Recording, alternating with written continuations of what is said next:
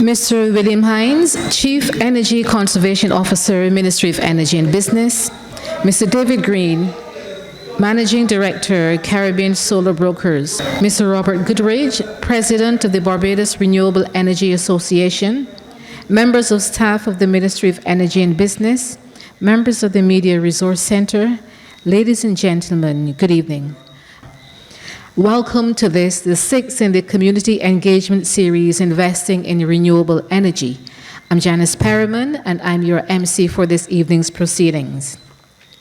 Now, the purpose of these community sessions is to share with you, the public, the details of the Smart Energy Program and the Community Smart Energy Program. More specifically, the sessions will seek to demonstrate and inform you, the householder, on how the Smart Energy Program can be of tremendous benefit to you. Now, we know that there have been some concerns raised about not being able to borrow, about the cost of these systems, and what financing options are available. These areas, as well as others, will be addressed here this evening. So once again, welcome. And the first person to speak to you this evening is Mr. William Hines. He is from the Ministry of Energy, as you heard. He has over 15 years' experience working in the renewable energy sector. And he's going to speak to you on supporting renewable energy projects and initiatives, as well as the financing options. Mr. Hines.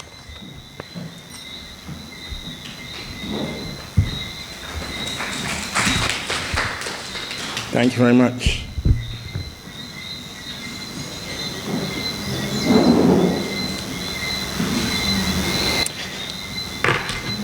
Fellow government employees, and most of all, very importantly, Barbadian citizens. Can I have, by a show of hands, anyone who has one of these new solar systems on their roof? What is the new solar system as opposed to the old one? Okay. The ones that are producing electricity as opposed to the ones that are using this energy of the sun to heat water. So this is about you. This is about you and those who have the knowledge to achieve this fortune.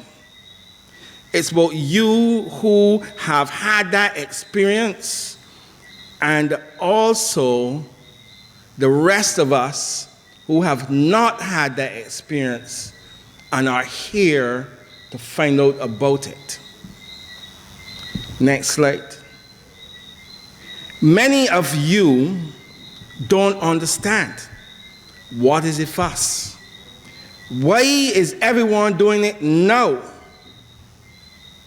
Am I left out? Or should I wait? So there are actually 4 reasons why it has become important today. The first reason is that in 1977, a watt of solar energy in your panels on your roof was very expensive, about $70-something a watt. It really meant that at $77 a watt, the typical size system that you would have on your house back then to run your electricity would have cost $192,500 Barbados. So the reality, it is not that you have missed the boat. The reality is at that time in 1977, 78, and days and months and decades after that, it was too expensive. It did not make sense. And you were probably a fool to have done the investment then, $300,000. But things have changed. And as you look at that graph, you can see from 1977, the price of solar systems have been coming down until you reach that point where you see that little sun, where it was cheaper to produce electricity from your roof on your solar system on your roof than actually buying it from the utility. That has been one and the most significant changes that has made this a lucrative opportunity for you, your neighbors, small and big. And that is why today it is important, and that is why we are here speaking to you. But wait, I said there are 4 reasons. So one of them is that the price of solar systems have dramatically dropped. The other one is that the Barbados government has said that it will give you a fixed price. A fixed price on the electricity that you sell to the utility. Prices of bananas go up and down. Prices of shoes keep going up. Prices of other items go up and down, so you cannot calculate or determine whether or not you will make a buck or whether or not you will lose. But because of the utility, because of the regulator saying to utility, you will buy this electricity at a fixed price for 20 years, then that is making that difference. And that is why we are here telling you that this is an opportunity not to miss. The other type of solar, the solar water heaters, was also an opportunity not to miss. And tens of thousands of Barbadians have done that. But there is another reason. The other reason is that when you go to the minister, within the responsibility of the law, and you say, I would like to do this, he says to you, yes, we have reviewed you, and in your case, he says, yes, you can do it. But he doesn't just say you can do it till tomorrow. He says you can do it for 20 years. It means that unlike the farmer who goes to the supermarket and say, I have the bananas ready, and the supermarket say, I do not want the bananas today. The minister has said that the utility must buy your electricity, all of it, for 20 years. That is another reason why it is important for us to do this today. And in 1977, it did not make sense. So the price is fixed for 20 years. The duration that you're selling all of your electricity to utility is 20 years. The price of the investment in your renewable energy, particularly your solar, has come down by 400 times. So those are the reasons why it is today and not yesterday, why you were not told about this in school. So let's talk about the cost. So, in some cases, when you apply for a license to the government, and it's over 10 kilowatts, then you have a $200 application fee and $50. So that is the price if you're over 10 kilowatts and you're a householder.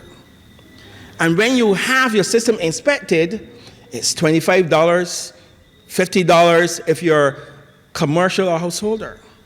But when you go to the Barbados Light and Power Company for your connection, they don't charge you. They just say that you have to have your house having a public liability insurance of $100,000 if you are a householder. So what we are saying to you is that those are the prices. I have not mentioned the typical cost of systems. I will speak with that later on. So you ask yourself, this is really wonderful. You said that because of the regulator, the electric company must pay you a good amount of money when you're selling your electricity to the grid. So you ask yourself, exactly how much do I get paid?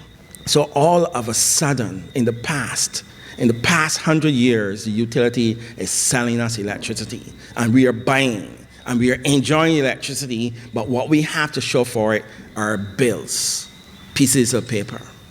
And then out of the blue, in an arrangement with the regulator and utility since 2010, and an even more interesting arrangement since 2015, a regulator, the government, is saying to utility, the homeowner, the businessman must have a piece of the action. And if anyone is selling electricity to people, and that is utility, and that is their right, investors, small and large, must also have that opportunity to sell their electricity, in this case, to the utility. So what we are saying is we can now be part of the electricity sector. We are manufacturing electrons, we're making electricity, we are selling it. We are part of the team of people that are actually gaining financially. It's a liberalization, partially, of our electricity sector, in the same way we had that happening in our telecommunications sector. But in this case, everyone, or thousands of people, tens of thousands of people, are and will have piece of the action.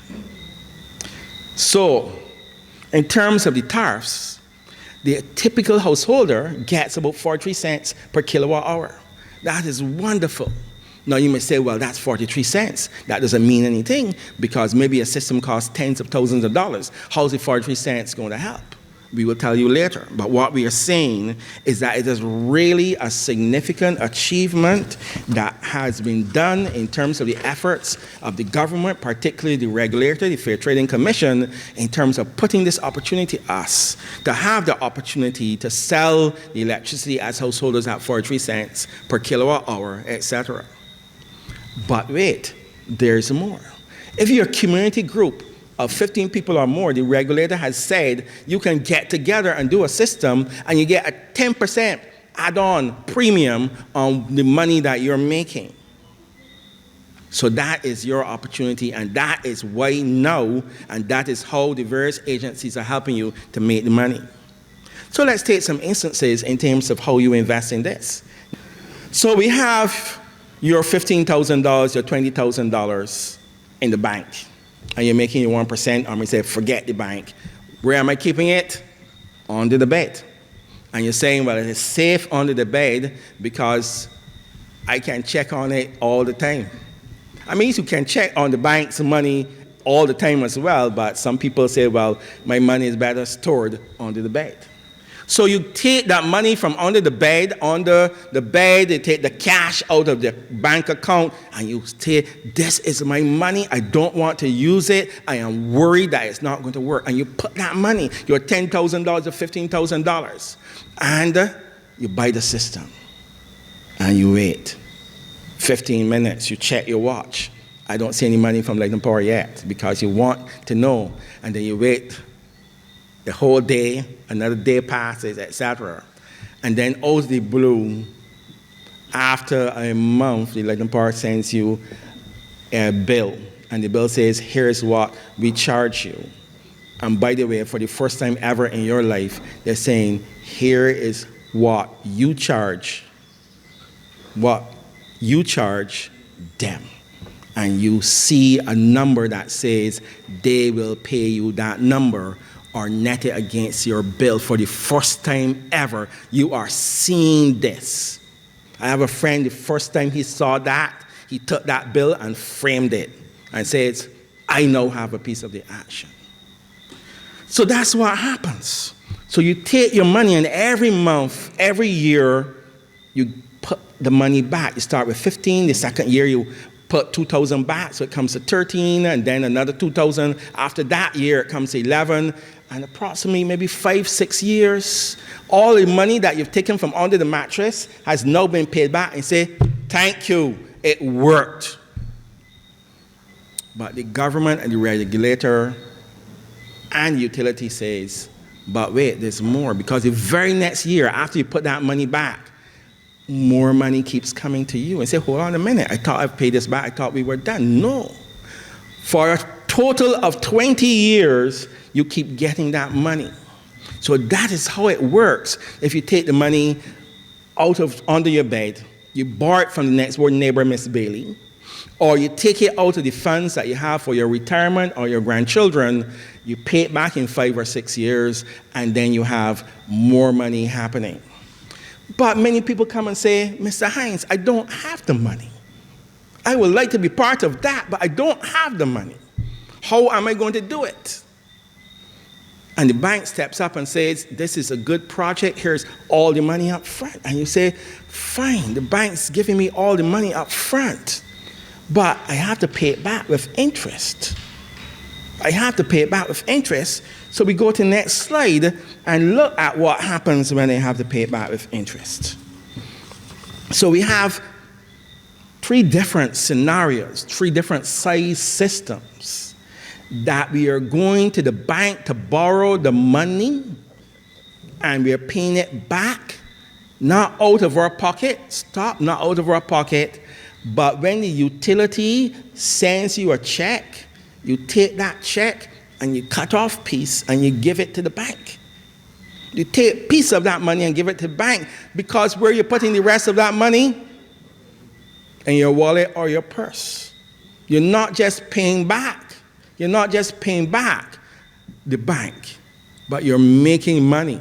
So those are your 3 different prices. Typically, you can get them more expensive or less expensive. The 2.51, $10,000, I'm told. The 5 kilowatt one, $18,000, and the 10 kilowatt one, $36,000. These are typical prices, but what we are saying to you, when you do that, this is the type of money you're paying to the bank, and this is the type of money you're getting back, okay? Now, by the way, the one for 2.5 is wrong, because you're not getting the money back at 43 cents. That is something called net, and therefore you're saving that at what price, Mr. Green? 86 cents. Right, so you're making 86 cents on that one. So what we are saying is, obviously you want to get the most cost-effective system, and you can get a system probably cheaper or more expensive than that. Probably banks will give you the 5% interest, some will give you lower at 3.5%, and some will give you more. So this is just typical. But this is what we are saying, that in cases where the bank meets you and say, oh, I got this, I know solar. Here's the money. And you're saying, I have to pay back the bank. That is what happens. And in all of these cases, you can see that after 1 year, after 1 month, 1 year, you're making money, hand over fist, while sitting on the beach relaxing or sitting at home enjoying your life. So let's go to the next slide. You know this now, but I'm afraid to tell you that others have known this for the last 5, 6, 10 years. And those that know it have already done it. And those that have already done it are going to do it again. They're coming back over and over again. Or those that know it are negotiating and planning to do it, or they already have an application and they're waiting in line to do it. So what we are saying is that there are a lot of people doing this.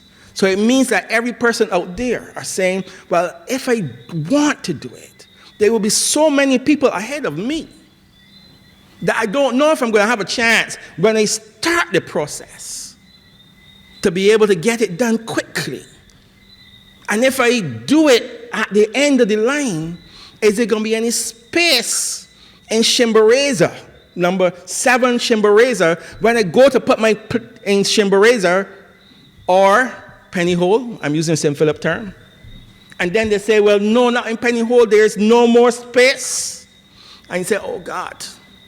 No, there must be a way for you to bypass that line and have an opportunity to say, please, government, speed up the process and book for me a space on that grid so that when I am ready to invest in Connelltown, in Moontown, in Bridgetown, that space is being kept for me. We have that right, or maybe we don't. Turn the page. So what we are saying, the sun and for the other renewables belong to us. They've been there from the time immemorial. And as we walk in the sun and we get hot, and the sun is giving us that heat free of cost, sometimes we don't need it. Shouldn't we have that right to have that sun shine that is landing on our roof, that we have in the olden days put some salted fish on to dry, that we have used to dry our clothes? Should we not have that right to dry our clothes, dry the fish, but also have that right to produce electricity at your house and sell it to the grid? The government of Barbados is saying in the same way the wind and solar energy is your right. And that you have used this in the past for the types of uses that you have had. The government of Barbados is saying you now must have that right. Not just to dry your clothes, not just to get hot in the sun, but you must have that right to produce electricity from the roof of your house and sell it to your grid. And in the budgetary and financial proposals that the Prime Minister made earlier this year, she said householders must and will have that right. And she wants to give that right to over 50,000 householders. She wants to give that to you so that you can book your space on the grid so no one can take that away from you. No, it's not just the beach is mine. It is also the sunshine is mine. And this is your time to reap that benefit by producing electricity on your roof and selling it to utility at a guaranteed price indicated by the Fair Trading Commission for 20 years as determined by the minister in the license or your householder right. Unfortunately, because of the global price of renewable energy, especially solar systems, you can do it so cheap that you can now make money, a little bit of money, a lot of money, a ridiculous amount of money. So, at the end of my presentation, I say to you, Barbadian householders can rise up and be winners, renewable energy winners. Thank you.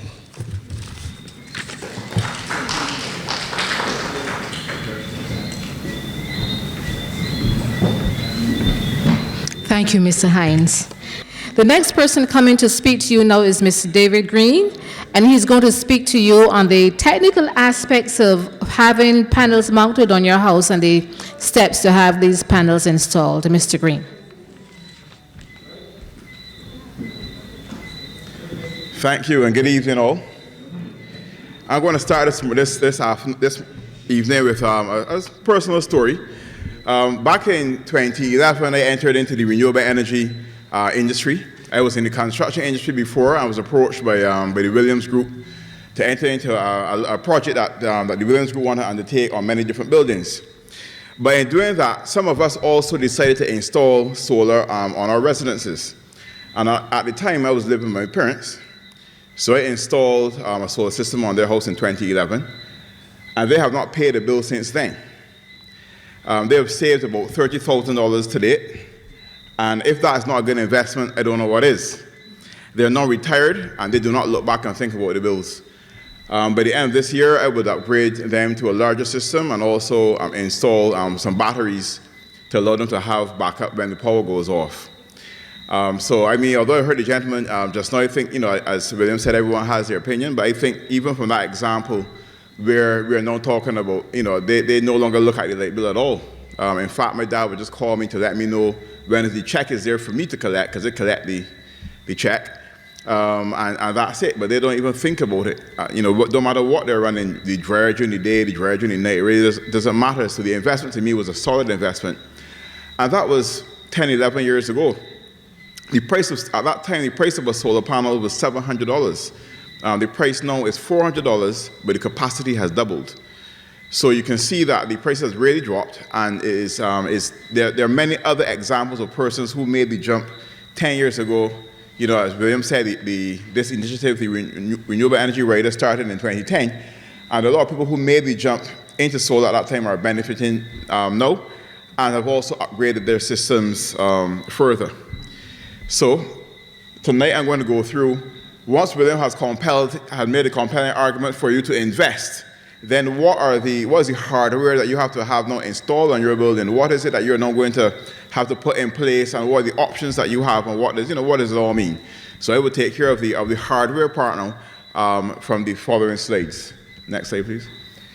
First, again, just reinforcing the point of the reliability of solar, the generating source, the solar panel. This photo shows a small robotic roving machine that they would have used on the Apollo Moon launch back in 1969. And there we have solar panels on that now. There are solar panels on the space station. They're well known and used across the world, very reliable.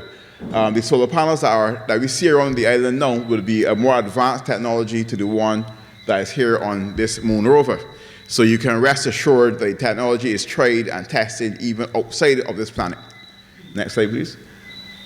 Now, my role on a day-to-day basis is what you call a solar broker. You may not have heard the term before, it's relatively new to the industry.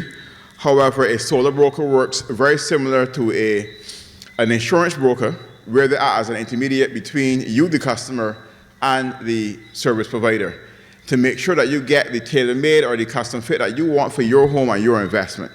To make sure you understand what you're getting into, all the different steps, the technology involved, the options, in types of technology, the brands, place of origin, and also the financial side of what is involved in that, and maybe any improvements you may need to make to the house before you actually make the jump. So the solar broker kind of smooths out the path for you and reduces the friction points in getting up and running. Okay, quick 101. We know what solar panels look like because you can't go anywhere in Barbados and not see them. Once upon a time, when traveling, I used to look out the window of the airplane and try to look for roofs with solar on it, and it was very hard to spot. Now, in no point looking, you can just look and you'll see them everywhere. So we all know the solar panels on the roof, but at ground level, we have a couple more components. The second most important one would be the inverter. What that does is convert the type of electricity on your roof into the type of electricity that the grid will take or your appliances. So it converts the electricity generated from the panels into electricity that we can use, which is alternating current day to day. Then you have your production meter. It looks very similar to a regular service meter, your regular utility meter, and that's what the meter reader will use and read to see how much electricity you're producing. So that's connected to the output of the inverters, that measuring the exact energy that you're producing every day. And then we have the junction box. And that's just the place or the location where the interconnection occurs between the grid and your home. And then, last but not least is the disconnect switch, which is just the master kill switch to shut everything off. When there's maintenance in an emergency or anything of that means, you have this master switch. Now, we spoke about options for solar, options for placing your panels. You know, we have on the top left-hand side, there's an awning, so someone has added solar panels onto the back of their house to create a small patio area to hang out and hold barbecues and whatever they need to. Bottom left-hand corner, you have another similar awning, but this is a lot simpler. Sometimes you see these applications where this is on a pool deck, and the person is using that solar power to power the pool pump. We know the pool pump is the cost, so they're powering the pool pump by using these 4 solar panels. And then on the top right-hand side, we've heard probably the term agrovoltaics, where we combine agriculture and photovoltaics. So you have the plants or shade-loving crops under the solar panels to allow you to do double harvesting energy from the sun as well as energy from the plants that we eat. Fantastic method, and if you have land, I'm going to talk about it a little later, but if you have land, you're thinking about it, about using your land for solar, certainly try to think of doing agriculture or some other means or some other productive gain from that land rather than just putting it all in solar panels only. And then last but not least, in the bottom right-hand side, we know that we have the moratorium on electric vehicles import duties at 10% for another 2 years, and you're going to see an increase in those. So why not add your own gas station to your house by having a solar carport? Here you would also improve the value of your home, probably the aesthetics as well, make it look like the Jetsons, a bit more modern, and you're also going to be able to charge your vehicle at home just with the sun, basically for free. Next slide, please. Okay, so in the first 2 slides ago, I would have mentioned inverter, disconnect switch, and the production meter. I call it the production meter, your best friend, because that tells you what you're going to get paid. And there you have them in the top right-hand corner. Typical inverter, very popular model in Barbados, gray in color, kind of blends in. In the center, you have the disconnect switch, and on the left-hand side, you have the service meter. In this case, this is mounted inside of a patio. This is where the owner wanted these components, but generally speaking, they are sited adjacent to your existing service meter. So when you go home and right next to your service meter, there's a bit of a wall space, that's probably where it's going to go. But of course, you can have them in the garage or other places if you wanted to accordingly.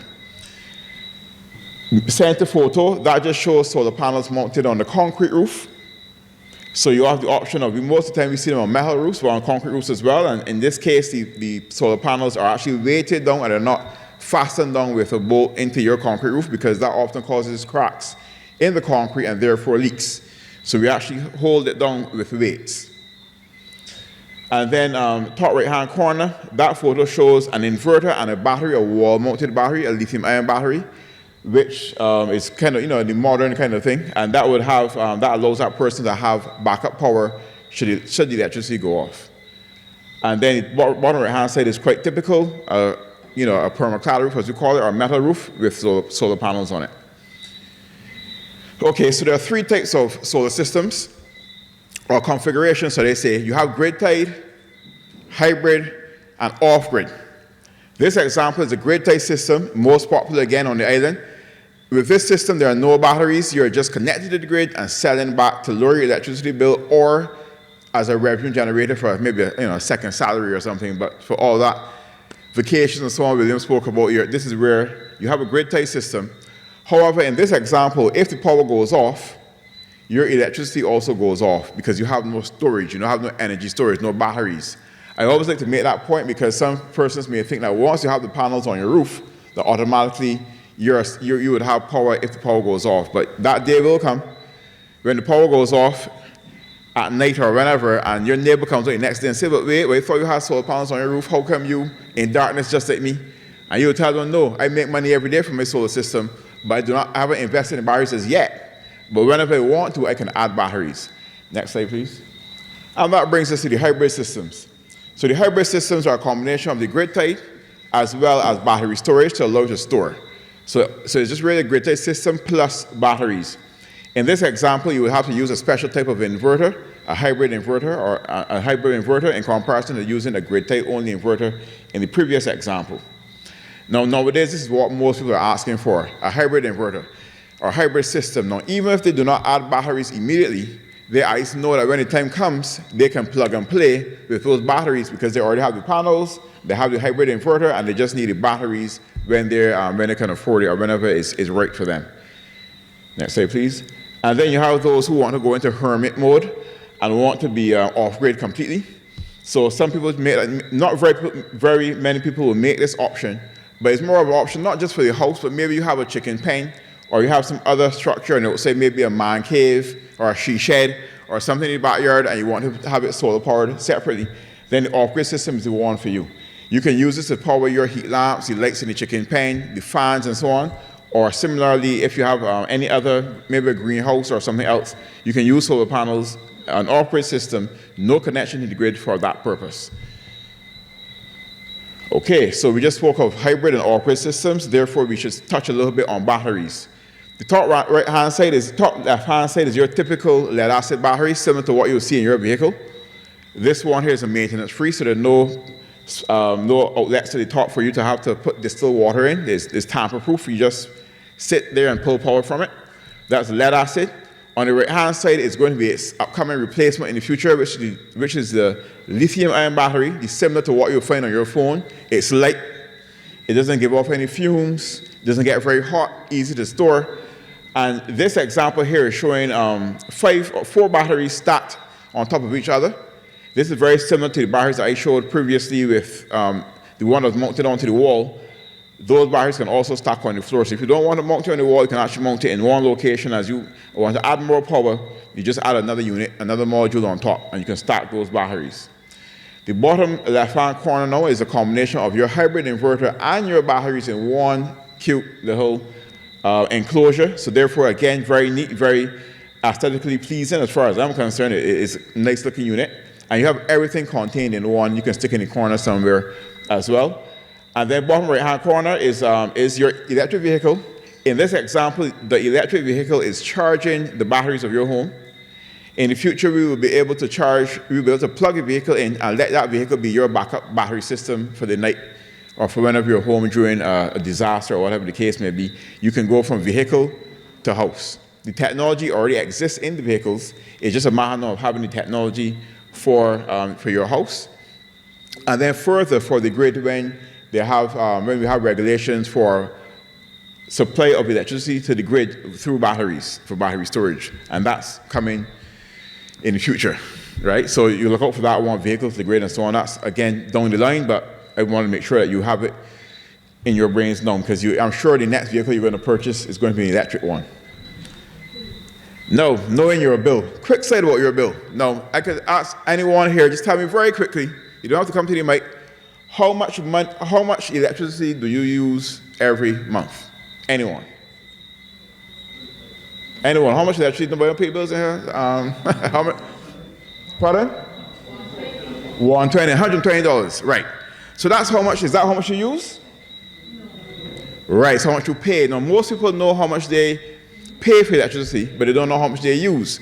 Now, how much they use per day is right there in that red circle, your daily kilowatt hour usage. That's the number you need to pay attention to when it comes to your electricity usage. Because even if you have the same number, when the price of oil changes, what you pay fluctuates. So if you're going to do any energy efficiency saving, like you're going to install LED lights or a new fridge or dryer, or go from an electric dryer to a gas dryer, or anything like that, you want to be familiar with your daily kilowatt hour usage, so when you make the change, you can see what the improvement was.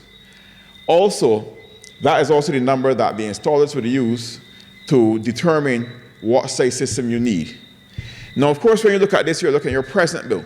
Now, even if you look at the example of this bill here on the chart at the bottom, the bar chart, you'll see the bar chart records about 13 months of consumption.